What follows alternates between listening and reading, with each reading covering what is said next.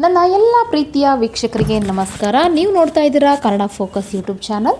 ನೀವು ಮೊದಲನೇ ಸಾರಿ ನಮ್ಮ ಚಾನಲನ್ನು ನೋಡ್ತಾ ಇದ್ದರೆ ದಯವಿಟ್ಟು ಸಬ್ಸ್ಕ್ರೈಬ್ ಮಾಡಿ, ಹಾಗೆ ನಮ್ಮನ್ನು ಸಪೋರ್ಟ್ ಮಾಡಿ ಅಂತ ಕೇಳ್ಕೊಳ್ತಾ, ಇವತ್ತು ನಾನು ಮಾತಾಡ್ತಿರ್ತಕ್ಕಂತಹ ವಿಷಯ ಏನಪ್ಪ ಅಂತಂದರೆ, ಮೇಕೆದಾಟು ಯೋಜನೆಗೆ ಹೊಸ ತಿರುವನ್ನು ಪಡ್ಕೊಳ್ತಾ ಇದೆ. ಹೌದು, ಇದು ಕರ್ನಾಟಕವೇ ಖುಷಿ ಪಡುವಂತಹ ಸುದ್ದಿಯಾಗಿರುತ್ತೆ. ಯಾಕೆ ಅಂದರೆ ಇಷ್ಟು ದಿನಗಳ ನಮ್ಮ ಹೋರಾಟಕ್ಕೆ ಒಂದು ಜಯ ಅಂತಲೇ ಹೇಳ್ಬೋದು.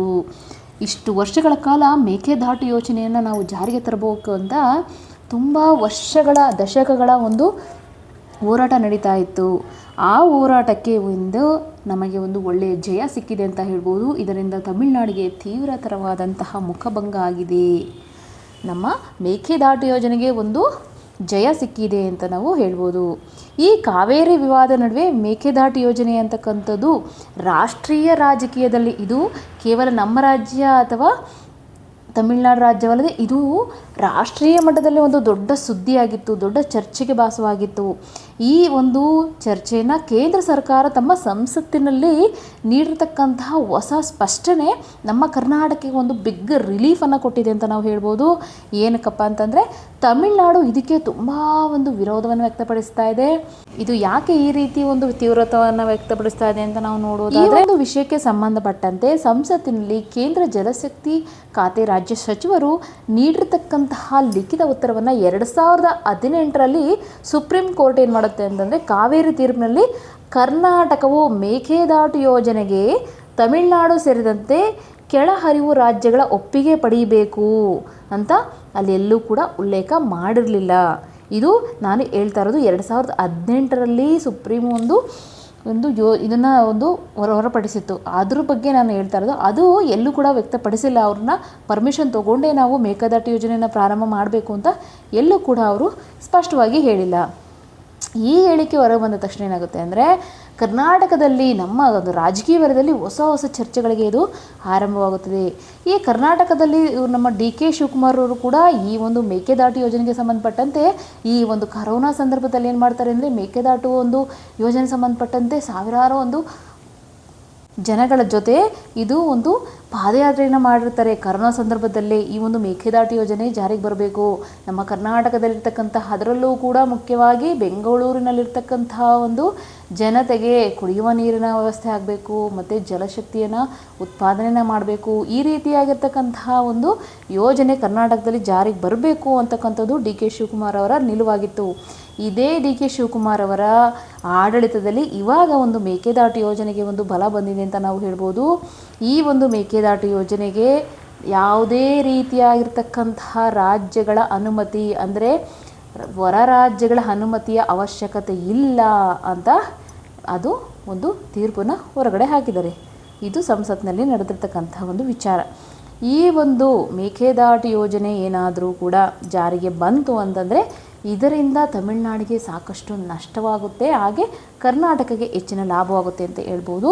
ಕರ್ನಾಟಕಕ್ಕೆ ಯಾವ ರೀತಿ ಲಾಭ ಆಗುತ್ತಪ್ಪ ಅಂತಂದರೆ, ಈ ರೀತಿ ಏನಾದರೂ ಮೇಕೆದಾಟು ಯೋಜನೆ ಜಾರಿಗೆ ಬಂತಂದರೆ ಮುಖ್ಯವಾಗಿ ಕರ್ನಾಟಕದಲ್ಲಿ, ಅದರಲ್ಲೂ ಕೂಡ ನಮ್ಮ ಬೆಂಗಳೂರಿನಲ್ಲಿ ಸಾಕಷ್ಟು ಇಡೀ ಒಂದು ಕರ್ನಾಟಕಕ್ಕೆ ಒಂದು ಅನ್ನವನ್ನು ಹಾಕ್ತಿರ್ತಕ್ಕಂತಹ ನಮ್ಮ ಬೆಂಗಳೂರಿಗೆ ಒಂದು ಕುಡಿಯುವ ನೀರಿನ ವ್ಯವಸ್ಥೆ ಅಂತಕ್ಕಂಥದ್ದು ಇತ್ತೀಚಿನ ದಿನಗಳಲ್ಲೂ ಕೂಡ ನಾವು ಈ ಸಮಸ್ಯೆನ ನಾವು ನೋಡ್ತಾ ಇದ್ದೀವಿ. ಕುಡಿಯೋ ನೀರಿಗೆ ಬೇಸಿಗೆ ಬಂತು ಅಂದರೆ ಸಾಕು, ನಮಗೆ ಕುಡಿಯೋ ನೀರಿನ ಹಾಹಾಕಾರ ಸ್ಟಾರ್ಟ್ ಆಗುತ್ತೆ, ನೀರಿನ ಸಮಸ್ಯೆಗಳು ಸ್ಟಾರ್ಟ್ ಆಗ್ತವೆ. ಟ್ಯಾಂಕರ್ಗಳಲ್ಲೇ ಓಡಿಸ್ಕೊಳ್ತಾ ಇರ್ತಾರೆ ಬೇಸಿಗೆಗಾಲದಲ್ಲಿ.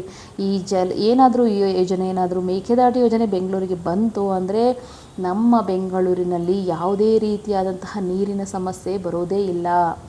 ಈ ಮೇಕೆದಾಟು ಯೋಜನೆ ಏನಾದರೂ ಜಾರಿಗೆ ಬಂತಂದರೆ ನಮಗೆ ಬೇಸಿಗೆ ಸಂದರ್ಭದಲ್ಲಾಗಿರ್ಬೋದು, ಯಾವುದೇ ಸಂದರ್ಭದಲ್ಲಾದರೂ ಕೂಡ ನೀರಿನ ಒಂದು ಹಾಹಾಕಾರವನ್ನು ಎದುರಿಸುವಂತಹ ಅವಶ್ಯಕತೆ ಬರುವುದಿಲ್ಲ. ಮತ್ತು ಕಾವೇರಿ ನೀರಿನ ಹಂಚಿಕೆಯಲ್ಲಿ ಯಾವುದೇ ರಾಜ್ಯದಕ್ಕೆ ಧಕ್ಕೆ ಆಗೋದಿಲ್ಲ ಅಂತ ನಮ್ಮ ಕರ್ನಾಟಕ ಸರ್ಕಾರ ಹೇಳ್ತಾ ಇದೆ. ಇವಾಗ ಎಲ್ಲಿಷ್ಟು ನೀರು ಬರುತ್ತೋ ಅದರಲ್ಲಿ ನಾವು ನಮಗೆ ಅವಶ್ಯಕತೆ ಇರತಕ್ಕಂತಹ ಅಷ್ಟು ನೀರನ್ನು ಮಾತ್ರ ಬಳಸ್ಕೊಂಡು ನಾವು ಅದನ್ನು ಕುಡಿಯೋ ನೀರಾಗಿರ್ಬೋದು ಮತ್ತು ಜಲಶಕ್ತಿಯನ್ನು ಅಂದರೆ ವಿದ್ಯುತ್ ಶಕ್ತಿಯನ್ನಾಗಿ ನಾವು ಪರಿವರ್ತನೆ ಮಾಡ್ಕೊಳ್ತೀವಿ. ಅಂದರೆ ಕರೆಂಟಿನ ಸಮಸ್ಯೆಗಳನ್ನು ಕೂಡ ಇದರಲ್ಲಿ ನಾವು ಬಗೆಹರಿಸ್ಕೋಬೋದು. ಇದು ಒಂದು ಮೇನ್ ಉದ್ದೇಶ ಆಗಿರುತ್ತೆ ಈ ಮೇಕೆದಾಟು ಯೋಜನೆಯಿಂದ. ಇದರಲ್ಲಿ ಏನಾಗುತ್ತೆ ಅಂದರೆ ಸಾಕಷ್ಟು ನೀರಿನ ಸಂಗ್ರಹ ಆಗುತ್ತೆ. ಇದರಿಂದ ನೀರಿನ ಸಂಗ್ರಹ ಆದರೆ ಅಲ್ಲೇ ನಾವು ಕರೆಂಟನ್ನು ಉತ್ಪಾದನೆ ಮಾಡ್ಕೋಬೋದು. ಬೇಸಿಗೆಯಲ್ಲಿ ಅವಶ್ಯಕತೆ ನೀರು ಜಾಸ್ತಿ ಬಂತಂದರೆ ನಾವು ನೀರನ್ನ ಬಳಸ್ಕೋಬೋದು. ಈ ಒಂದು ಹೈಲೈಟ್ಸ್ ಆಗಿರುತ್ತೆ ಈ ಒಂದು ಮೇಕೆದಾಟಿನ ಯೋಜನೆಯಲ್ಲಿ. ಸೊ ಇದರಿಂದ ತಮಿಳ್ನಾಡಿಗೆ ಏನಾಗಪ್ಪ ನಷ್ಟ ಆಗುತ್ತೆ ಅಂತಂದರೆ, ಈ ತಮಿಳ್ನಾಡಲ್ಲಿ ಮುಖ್ಯಮಂತ್ರಿ ಏನಾಗಿರ್ತಕ್ಕಂಥ ಜೋಸೆಫ್ ವಿಜಯ್ ಅವರು ಏನಂತ ಹೇಳ್ತಾರೆ, ಮನವಿ ಪತ್ರವನ್ನು ಬರೆದಿದ್ದಾರೆ ಈ ಒಂದು ಪ್ರಧಾನಿಯವರಿಗೆ. ಈ ರೀತಿ ಪ್ರಶ್ನೆಯನ್ನು ಮಾಡಿ ಅದನ್ನು ಕಳಿಸಿದಾರಂತೆ. ಸೊ ಈ ರೀತಿ ಏನಾದರೂ ಅವ್ರು ಮೇಕೆದಾಟು ಯೋಜನೆಯನ್ನು ಏನಾದರೂ ಕರ್ನಾಟಕ ಏನಾದರೂ ಪ್ರಾರಂಭ ಮಾಡ್ತು ಅಂತಂದರೆ ಖಂಡಿತವಾಗಿಯೂ ಕೂಡ ತಮಿಳ್ನಾಡಿಗೆ ನೀರಿನ ಹಾಹಾಕಾರ ಆಗೋ. ಈಗ ಕರ್ನಾಟಕದಲ್ಲಿ ಯಾವ ರೀತಿ ಕಾವೇರಿ ನದಿಯನ್ನು ನಂಬ್ಕೊಂಡಿದ್ದಾರೋ ಅದೇ ರೀತಿಯಾಗಿ ತಮಿಳ್ನಾಡಿನಲ್ಲೂ ಕೂಡ ಕಾವೇರಿ ನೀರನ್ನೇ ನಂಬಿಕೊಂಡು ಬದುಕ್ತಾ ಇರ್ತಕ್ಕಂಥವ್ರು. ಇವಾಗೇನಾದರೂ ನೀವು ಮೇಕೆದಾಟು ಯೋಜನೆ ಏನಾದರೂ ಪ್ರಾರಂಭ ಮಾಡಿದ್ರೆ ನೀರಿನ ಸಂಗ್ರಹ ಕರ್ನಾಟಕದಲ್ಲಿ ಜಾಸ್ತಿ ಆಗುತ್ತೆ. ಆದ್ದರಿಂದ ನೀರಿನ ಅರಿವು ಅಂತಕ್ಕಂಥದ್ದು ತಮಿಳ್ನಾಡಿಗೆ ಕಡಿಮೆ ಆಗುತ್ತೆ. ಇದರಿಂದ ಕರ್ನಾಟಕಕ್ಕಿಂತ ತಮಿಳ್ನಾಡಿನಲ್ಲಿ ನೀರಿನ ಹಾಹಾಕಾರ ಜಾಸ್ತಿ ಆಗುತ್ತೆ. ಮತ್ತು ರೈತರು ಮುಖ್ಯವಾಗಿ ಅವರಿಗೆ ತುಂಬ ತೊಂದರೆಗಳಾಗುತ್ತೆ.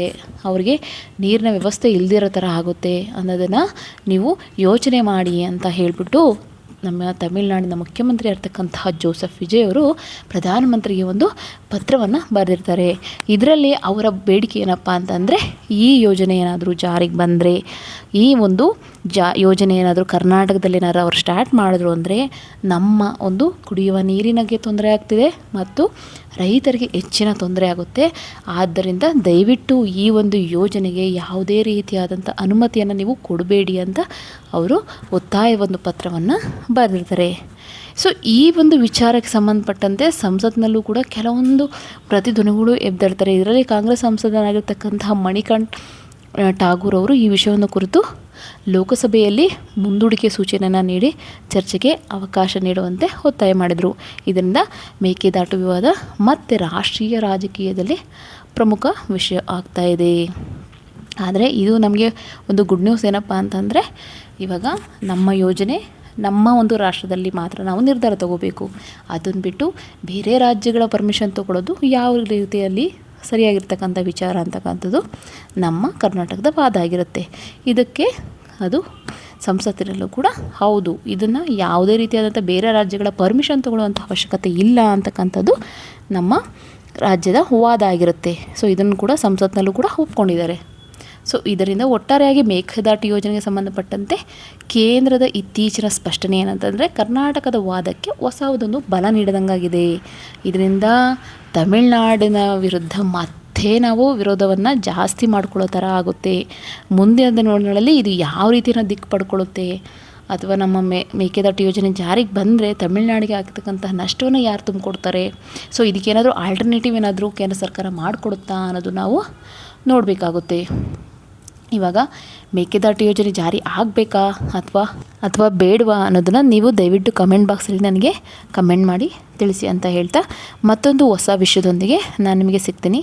ಅಲ್ಲಿವರೆಗೂ ನಮ್ಮ ಚಾನಲನ್ನು ಫಾಲೋ ಮಾಡ್ತಾಯಿರಿ ಮತ್ತು ಸಬ್ಸ್ಕ್ರೈಬ್ ಮಾಡ್ಕೊಳ್ಳಿ ಅಂತ ಹೇಳ್ತಾ, ಥ್ಯಾಂಕ್ ಯು ಫಾರ್ ವಾಚಿಂಗ್.